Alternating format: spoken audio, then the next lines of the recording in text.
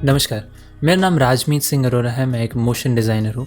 अभी आपने जो वीडियो देखी वैसी वीडियो आफ्टर इफेक्ट्स में बनाना सीखते हैं। तो यहाँ पर हमें एक टिक मार्क एनिमेशन है जो कि हम UI UX में यूज़ कर सकते हैं जब हम ऐप डिज़ाइन कर रहे हो। एंड्रॉयड iOS कोई भी ऐप हो उसके अंदर UI UX में फॉर एग्जांपल जब पेमेंट हो जाती है तब इस तरह का एक एनिमेशन अगर आप चाहते हो कि स्क्रीन पे आए तो वो चीज़ आफ्टर इफेक्ट्स में कैसे बनाएं वो आज हम सीखेंगे। इसके अंदर हमें काफ़ी चीज़ें सीखने मिलेंगी। सबसे इंपॉर्टेंटली कि कोई भी शेप, इस केस में जो बॉल है वो किसी भी कस्टम शेप के अलोंग कैसे मूव करे। और दूसरी इंपॉर्टेंट चीज़ है क्योंकि ये बॉल है तो एनिमेशन का one of the most important principles है स्क्वॉश एंड स्ट्रेच। तो आप देखोगे कि ये जो बॉल है वो पहले सर्कुलर है एंड देन जब वो ऊपर जा रहा है तो स्ट्रेच हो रहा है और नीचे आने पे थोड़ा स्क्वॉश होता है। तो इसमें स्क्वॉश एंड स्ट्रेच भी सीखेंगे और पाथ के अलोंग एनिमेशन भी सीखेंगे। आफ्टर इफेक्ट्स की खूबसूरत दुनिया में आपका स्वागत है। कंट्रोल एन से न्यू कॉम्पोजिशन 1080 24 फ्रेम्स पर सेकंड अच्छा है, 15 सेकंड्स का टाइम लाइन।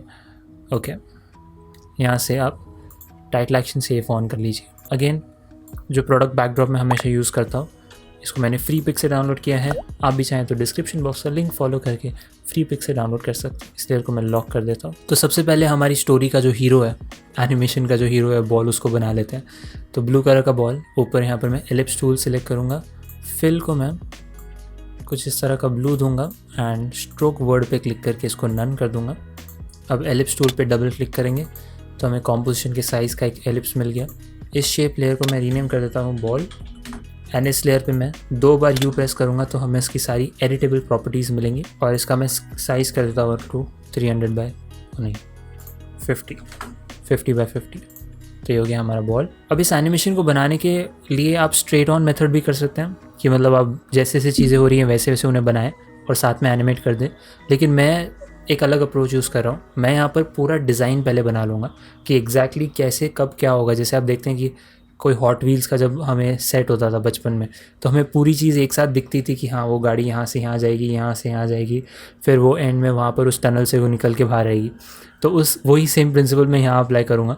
जो बॉल है वो जो भी एनिमेशन कर रहा है, जो भी पाथ के लॉन्ग मूव कर रहा है, मैं उन्हें पहले बना लूँगा ताकि हमें पता हो कि हम किस पॉइंट से किस पॉइंट जा रहे हैं। तो एनिमेशन प्रिंसिपल्स में से कहते हैं पोज टू पोज एनिमेशन। एक होता है स्ट्रेट ऑन एनिमेशन, जब आप ड्रॉ कर रहे हैं फ्रेम्स तो आप बनाते जाते हैं जैसे आपका क्रिएटिव माइंड कह रहा है।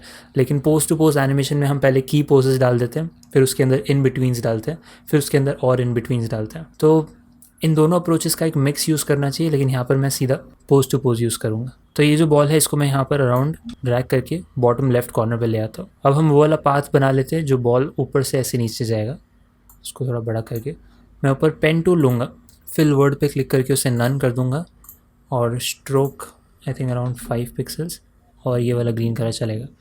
तो अब यहाँ पर मैं एक पॉइंट टिक करूँगा, यहाँ पर मैं क्लिक करके ड्रैग करूँगा तो मुझे एक कर्व मिलेगा, राइट, कुछ इस तरह। एंड ऑल्ट प्रेस करके मैं जब इस हैंडल को अंदर करूँगा तो उसका डायरेक्शन चेंज हो जाएगा एंड यहाँ पर एक और कर्व दे दूँगा। अब हम इसे एडजस्ट कर सकते हैं V प्रेस करके सिलेक्शन टूल से। इस कर्व को थोड़ा सा सर्कुलर बना देते हैं। तो राउंड अबाउट ये इस तरह का पाथ है, हम उसको बाद में एडिट भी कर सकते हैं। तो नेक्स्ट चीज़, इसको मैं रीनेम कर देता हूँ पाथ 1 और ये बॉल के नीचे रहेगा, बॉल सबसे ऊपर रहेगा हमेशा। अब हमें जो सेंटर में टिक मार्क है वो चाहिए, तो मैं पेन टूल वापस से लूँगा एंड इसका स्ट्रोक इस बार 15 कर दूँगा एंड यहाँ पर सेंटर ढूंढ के मैं सिंपली एक स्ट्रोक बना दूँगा। B से सिलेक्शन टूल बाहर आकर ये वाले लेयर को सिलेक्ट करेंगे, ऑल्ट कंट्रोल होम। ओके, इसको रीनेम कर देते हैं टिक। और हमारे एनिमेशन का फाइनल पार्ट है जो वो सर्कल कंप्लीट हो रहा है, तो वापस से एलिप्स टूल पे डबल क्लिक करेंगे तो कॉम्पोजिशन का सर्कल मिल गया। इसको रीनेम कर देते हैं सर्कल और टिक बॉल के नीचे। एंड ये जो सर्कल है इस पर यू प्रेस करके मैं इसको 500 या 300 कर देता हूँ। तो ये इस तरह का हमारा डिज़ाइन बन गया कि ये जो बॉल है वो ये पाथ फॉलो करेगा। अब एनिमेशन में मैं चाहता हूँ कि ये बॉल जो है वो यहाँ से यहाँ जाए इस पाथ पे एंड देन यहाँ से फिर वो एक कंटिन्यूस तरीके से टिक में जाए। तो वो कंटिन्यूटी के लिए मैं चाहता हूँ कि ये जो पाथ है इस पर मैं G प्रेस करूँगा पेन टूल के लिए और इस पाथ को मैं इस तरह ले आऊँगा कि ये हॉट व्हील्स की तरह स्लाइड हो जाए हमारे टिक मार्क में, कुछ ऐसा। अब बस इसे एनिमेट करना है। सब लेयर्स को मैं बंद कर दूँगा। मैं 10 फ्रेम्स आगे जाऊँगा और यहाँ से एनिमेशन को स्टार्ट करूँगा। तो इस पॉइंट पे हमें इस पूरे एनिमेशन में जो बॉल है इसके पोजीशन को चेंज करना है। तो पहले मैं सिर्फ बॉल को उन पोजीशंस पे, की पोजेस पे ले आऊँगा, एंड जो स्क्वॉश एंड स्ट्रेच है वो एनिमेशन के एंड में हम डालेंगे इस बॉल के लेयर के पाथ को अफेक्ट करके। तो इस बॉल के लेयर पे मैं P प्रेस करूँगा पोजीशन के लिए, एंड ये जो हमारा पाथ 1 है इसको ओपन करेंगे। पाथ 1 में कंटेंट्स ओपन करेंगे और शेप 1 ओपन करेंगे। यहाँ पर फिल एक एक्स्ट्रा है तो इसे डिलीट कर देंगे और पाथ 1 खोलेंगे। पाथ 1 में जो पाथ है, ये वाला जो पाथ है, इसको मैं कंट्रोल C से कॉपी करूँगा और हमारे बॉल के पोजीशन को क्लिक करके कंट्रोल V से पेस्ट करूँगा। तो प्ले करने पे हमें हमारा बॉल उस पाथ के लॉन्ग मूव करता हुआ दिख रहा है। अब यहाँ पर एक नया कॉन्सेप्ट है रोव की फ्रेम्स का। जैसे आप देखोगे ये तो लिनियर की फ्रेम है और ये लिनियर की फ्रेम है, लेकिन यहाँ पर बीच में आपको एक छोटा सा डॉट दिख रहा है, उसे कहते हैं रोव की फ्रेम। वो बेसिकली एक नल टाइप का ही है, उसकी कोई भी खुद की वैल्यू नहीं है। जैसे जैसे आप इन दोनों की फ्रेम्स को एडजस्ट करोगे वैसे वैसे वो वाला की फ्रेम एडजस्ट होता रहेगा इन दोनों के इन्फ्लुएंस के हिसाब से। इसे और डिटेल में देखते हैं। इन दोनों की फ्रेम्स को सिलेक्ट करके मैं F9 ईजी ईज प्रेस करूँगा। ग्राफ एडिटर में आके मैं हमारा स्पीड ग्राफ चूज़ करूँगा। तो अब यहाँ पर जब मैं इस हैंडल को यहाँ खींचूँगा तो आप देख रहे हो कि वो जो रोव की फ्रेम है वो अकॉर्डिंगली एडजस्ट कर रहा है। तो बहुत एडवांटेजेस होते हैं रोव की फ्रेम्स, स्पेशली जब हम पाथ के अराउंड जाते हैं। तो इसलिए आफ्टर इफेक्ट्स बाय डिफ़ॉल्ट हमें एक रोव की फ्रेम दे ही देता है। तो जो बॉल है जब वो कर्व के ऊपर जा रहा है तब वो फास्ट नहीं जाएगा, लेकिन जब कर्व से नीचे आ रहा है तब वो फास्ट आएगा बिकॉज ग्रेविटी। तो यहाँ से यहाँ वो स्लो जा रहा है, तो मैं इस हैंडल को इस तरफ ले जाऊँगा एंड इसे स्लोली ऊपर चढ़ने दूंगा, जैसे कि एक माउंटेन के ऊपर चढ़ रहा है। तो इसकी स्पीड स्लोली ऊपर जा रही है एंड देन फास्ट नीचे आ रही है। इसको थोड़ा और फास्ट अगर करना है तो एंड पे ले जा सकते हैं, फास्ट नीचे। ओके, एक्चुअली मैं चाहता हूँ कि ये एग्जैक्टली यहाँ पर भी ना आ जाए, तो मैं इन की फ्रेम्स को डिलीट करूँगा फ़िलहाल। ट्रायल एंड एरर है थोड़ा, मैं चाहता हूँ कि थोड़ा यहाँ पर आए और फिर नीचे गिर के वापस जाए। तो मैं इस पाथ को अराउंड यहाँ ले लेता हूँ, रहेगा उसी पॉइंट पे, बट क्योंकि मुझे वहाँ पर स्क्वॉश, स्ट्रेच और स्क्वॉश दिखाना है इसके लिए मैं इसको इस तरह करूँगा। अगेन ये work flow videos trial and error based है। मैं ऑब्वियसली प्रैक्टिस करता हूँ पहले, लेकिन कम्प्लीटली परफेक्ट कभी नहीं हो सकती। As you go along you make changes. तो हमने पाथ को चेंज कर दिया। वापस से इस पाथ की फ्रेम नहीं, इस पाथ को सिलेक्ट करेंगे कंट्रोल C और पोजीशन पे कंट्रोल V। तो अब ये अलॉन्ग इस पाथ गया है। क्विकली मैं इसको ईजी ईज करके ग्राफ एडिटर में वही वाला कर्व दे देता हूँ, slow and then speed up. ये बहुत ज़्यादा स्लो, स्पीड अप यहाँ पे। ओके, तो मैं थोड़ा आगे आऊँगा एंड इस पॉइंट पे थोड़ा सा आगे आके मैं इस बॉल को नीचे ड्रैग कर दूँगा अराउंड हेयर। अब मैं थोड़ा सा और आगे आऊँगा एंड इस पॉइंट पे आने के बाद मैं चाहता हूँ कि वो जो बॉल है वो टिक को एनिमेट करे। तो सेम प्रोसेस हम यहाँ पर अप्लाई करेंगे। जो टिक है उसको खोलेंगे, इसके कंटेंट्स में शेप 1 में इसमें एक एक्स्ट्रा फिल है। मैं ये एक्स्ट्रा चीज़ें इससे डिलीट करता हूँ बिकॉज यहाँ पर चीज़ें बहुत जल्दी बहुत कंफ्यूजिंग होने लगती हैं।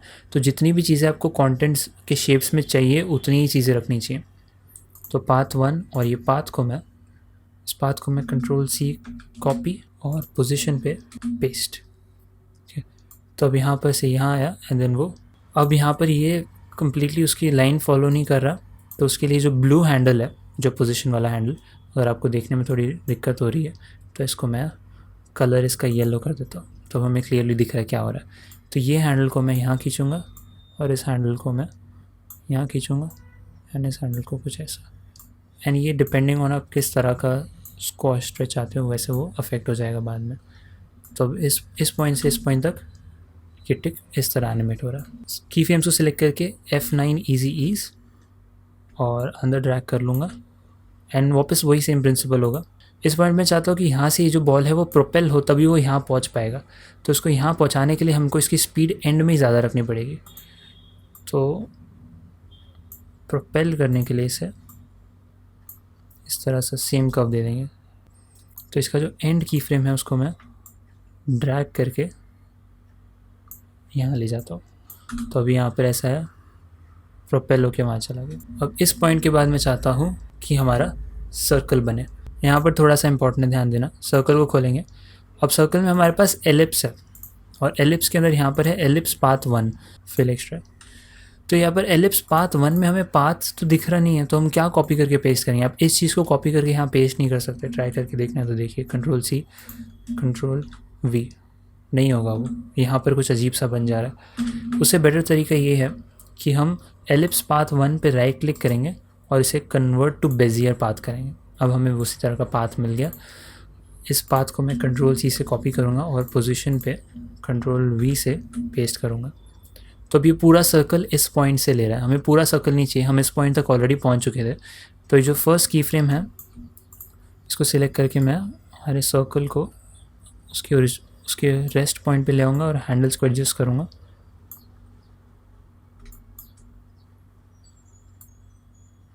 कुछ इस तरह, ऐसे, और ये इस पॉइंट से यहाँ से आ रहा है।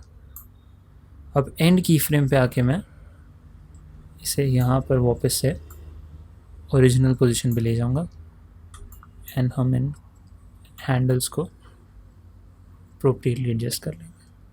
तो अब हमने टिक के, तो हमने अब सर्कल घूम लिया। एक बार अगर स्टार्ट से मैं देखूँ तो इस पाथ पे पहले गए, टिक किया एंड देन सर्कल घूमा।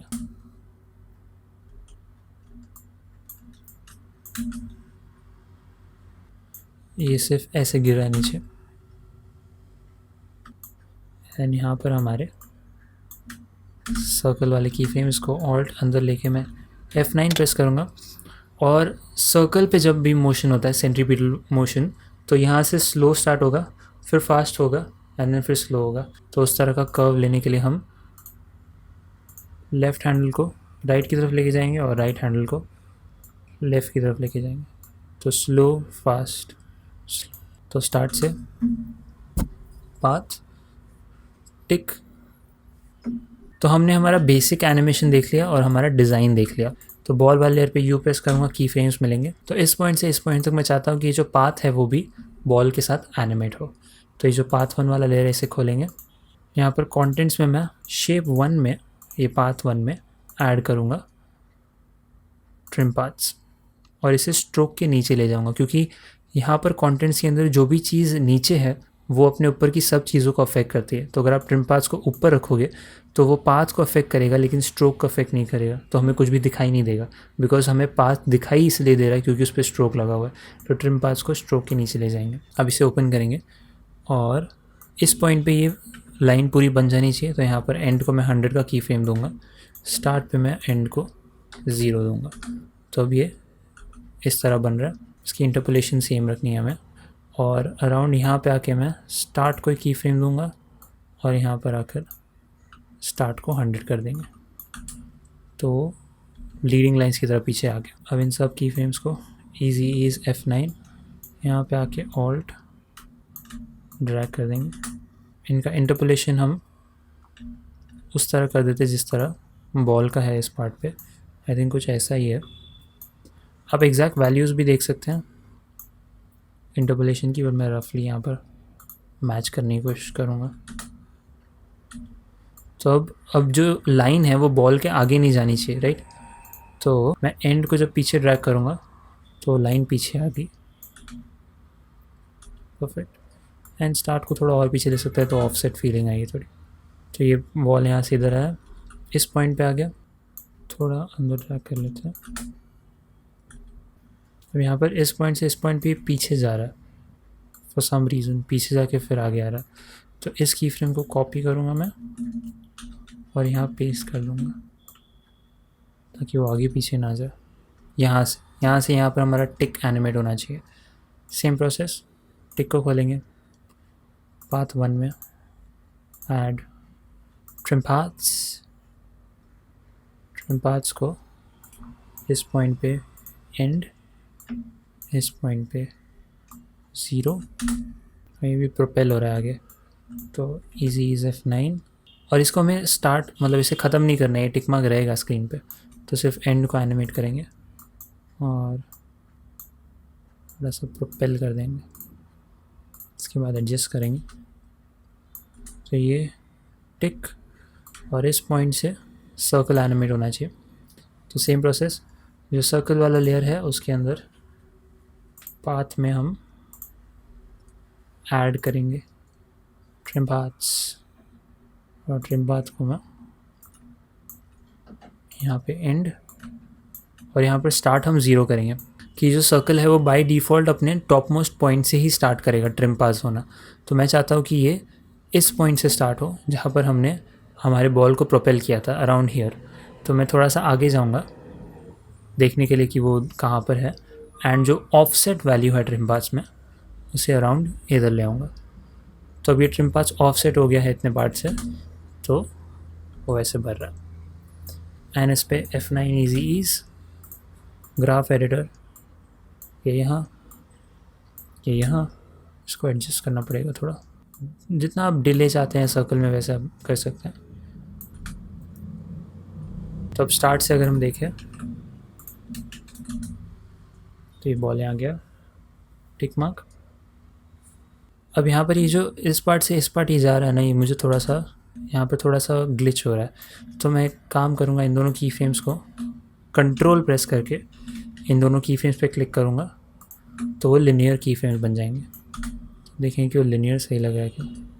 हमें सिर्फ इस की फ्रेम को लिनियर की फ्रेम करना है बिकॉज वो बाद में उसको भी अफेक्ट कर रहा है। सही, ये हो गई हमारी पूरी एनिमेशन। अब बस एक फाइनल स्टेप इसमें ऐड करना है जो कि है स्क्वॉश एंड स्ट्रेच एनिमेशन का प्रिंसिपल जो मैंने समझाया था स्टार्ट में, यहाँ भर रहा है। तो स्क्वॉश एंड स्ट्रेच करने के लिए हम जो बॉल है उसके पाथ को अफेक्ट करेंगे। सबसे पहले तो उसके की फ्रेम्स देखते हैं कि कहाँ पर क्या हो रहा है, एंड इसे खोल के कंटेंट्स में एलिप्स 1 में यहाँ पर हमें स्ट्रोक नहीं चाहिए, फिल चाहिए। तो ये जो एलिप्स पाथ 1 है इसको वापस से मैं राइट क्लिक करके कन्वर्ट टू बेजियर पाथ कर दूंगा ताकि हम उसे अपने हिसाब से स्क्वॉश एंड स्ट्रेच कर सकें। और स्क्वॉश एंड स्ट्रेच करने से पहले मैं चाहता हूँ कि जो जितने भी कर्व्स पे ये बॉल जा रहा है वो उसके अलॉन्ग ओरिएंट हो। इस केस में ये एलिप्स है तो ज़्यादा फ़र्क नहीं पड़ेगा, लेकिन अगर आप कोई ट्रायंगुलर चीज़ है या कोई एयरप्लेन टाइप है उसको एक पाथ के अलॉन्ग लेके जा रहे हैं तो वो ऐसे ऐसे ऐसे उस पाथ के अलॉन्ग जाएगा। तो इसलिए हम इस बॉल पे राइट क्लिक करेंगे लेयर पे और ट्रांसफॉर्म में ऑटो ओरिएंट सिलेक्ट करेंगे और यहाँ पर अलॉन्ग ओरिएंट अलॉन्ग पाथ। तो अब ये बिकॉज ये एलिप्स है इसलिए मालूम नहीं पड़ रहा ज़्यादा, तो ये अलॉन्ग पाथ ही जाएगा अपने। स्क्वॉश एंड स्ट्रेच के लिए मैं सबसे पहले उन पॉइंट्स पे की फ्रेम डालूंगा जहाँ पर ये जो बॉल का पाथ है वो कंप्लीट सर्कल होना चाहिए जैसा वो है। तो वो हम कैसे डिसाइड करेंगे, एनिमेशन की बिगिनिंग में जब बॉल ऊपर जाने से भी पहले, जब हमने बॉल ऊपर फेंका उससे भी पहले, तो बॉल अपने ओरिजिनल पोजीशन में ही रहेगा। तो यहाँ पर मैं पाथ को की फ्रेम दे दूँगा। ओके, यहाँ पर वो स्ट्रेच होगा, नीचे आएगा और यहाँ पे तो इस पर मैं यू प्रेस कर देता हूँ। इस पॉइंट पे जब टिक चालू होने वाला होगा उससे पहले वो अपनी ओरिजिनल पोजीशन पे रहेगा, और इस पॉइंट पे सर्कल बनने से पहले वो अपनी ओरिजिनल पाथ पे होगा। तो ये ओरिजिनल पाथ्स थे। ओके, अब स्टार्ट से देखते हैं। की पोजेस बना दी, अब इन बिटवीन्स बनाते हैं। अराउंड समवेयर हियर जब हम जा रहे हैं तो ये स्ट्रेच होना चाहिए, और स्ट्रेच होने से पहले वो स्क्वॉश होगा। तो थोड़ा सा आगे जाऊंगा, एक्चुअली ये ऐसा होना चाहिए, यहाँ पर स्क्वॉश हुआ, देन यहाँ पर वो वापस से अपनी ओरिजिनल पोजीशन पे जाएगा, एंड देन फिर आगे वो डबल क्लिक करके स्ट्रेच होगा।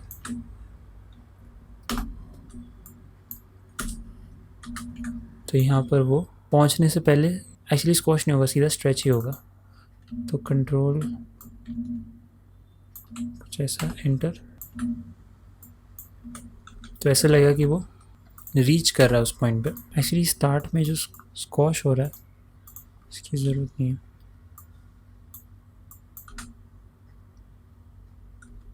तो कम कॉम्प्लिकेटेड हो उतना अच्छा। तो ये जो की फ्रेम्स है यहाँ पे आएंगे।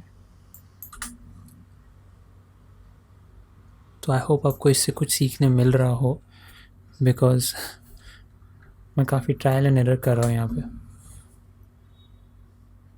इस पॉइंट पर यहाँ पर ये वैसा ही है, अराउंड अभी आपने देखा यहाँ पर ऑटो ओरिएंट हुआ, वो अराउंड इस तरफ गया वो, तो अभी इसमें सर्कल में भी दिख रहा है हमको।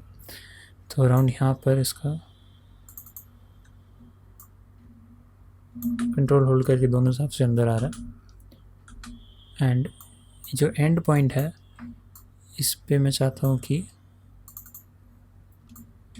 कंट्रोल शिफ्ट होल्ड करके मैं इसे अंदर ले जाऊँ, एंड यहाँ पर हम इस जो बॉल वाला ले रहे हैं इसे ऑल्ट राइट ब्रैकेट से यहीं पे बंद कर देंगे तो वो गायब हो जाएगा। अब स्टार्ट से हमें एनिमेशन इस तरह दिख रही है। तो ये जो स्ट्रेच है वो यहाँ होना चाहिए और यहाँ तक वो अपनी ओरिजिनल पोजीशन में ही रहना चाहिए। यस, तो ये सही है। बस ये बीच में थोड़ा पार्ट मुझे वियर्ड सा लग रहा है वो। तो ये जो पाथ था ना ये वाला, इसको स्मूथ कैसे करूँ वो सोच रहा हूँ मैं।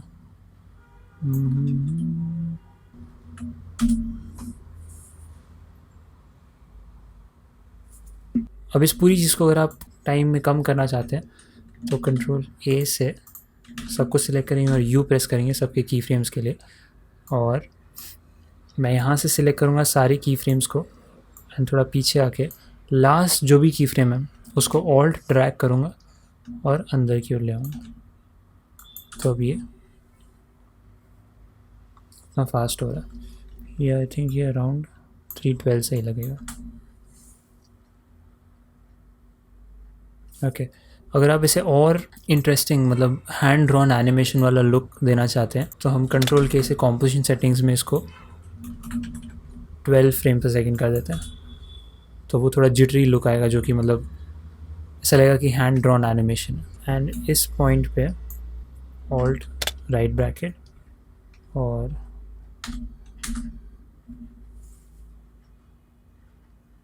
स्क्वॉश एंड स्ट्रेच एक ऐसी चीज़ है जो मैं कॉन्स्टेंटली सीख रहा होता हूँ। जब जितना ज़्यादा करेंगे तो आपको समझ में आएगा कि बॉल कहाँ स्क्वॉश होना चाहिए, कहाँ स्ट्रेच होना चाहिए। तो ये थी आज की work flow video. I hope आपको इससे कुछ सीखने मिला हो। अगर आपको इस वीडियो से रिलेटेड कोई भी डाउट है तो आप नीचे कमेंट सेक्शन में पूछिए, या आपको इन जनरल आफ्टर इफेक्ट्स में कोई भी डाउट है तो भी आप मुझसे पूछिए। मैं कोशिश करूँगा कि आपका डाउट सॉल्व कर सकूँ। ऐसे और वर्क फ्लो वीडियोज़ के लिए आप इस चैनल को सब्सक्राइब कर सकते हैं। वीडियो देखने के लिए बहुत बहुत शुक्रिया। पीस।